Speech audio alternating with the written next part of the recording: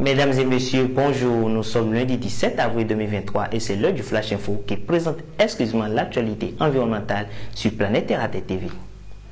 Partout dans le monde, les paysans qui forment plus de la moitié de la population de la Terre sont touchés par le rouleau compresseur de la globalisation des échanges économiques et culturels. Les luttes paysannes concernent autant le droit à la terre que le droit à la transmission des semences. Dans plusieurs régions du monde, les luttes paysannes sont réprimées dans le sang et font des centaines de victimes annuellement. Plusieurs meurent sous balles, mais autant se suicident acculés à la faillite et à la misère par les propriétaires fonciers, les multinationales de l'agroalimentaire, des biotechnologies et des gouvernements complices.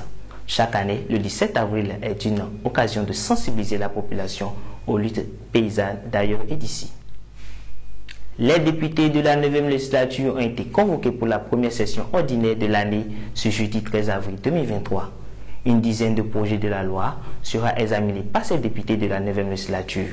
Au nombre de ces projets, l'autorisation d'adhésion à l'acte de 1991 de la protection des obtentions végétales adoptée à Genève le 19 mars 1991. Sans les semences, il ne pourrait pas y avoir d'agriculteurs. La protection et l'accès aux semences sont donc fondamentaux.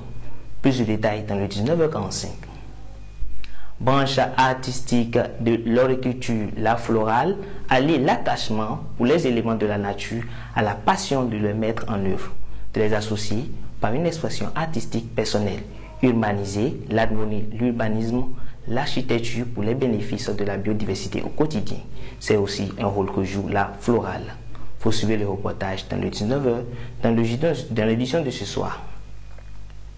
Direction Togo à présent, le port autonome de Lomé lance son plan d'action environnementale 2023.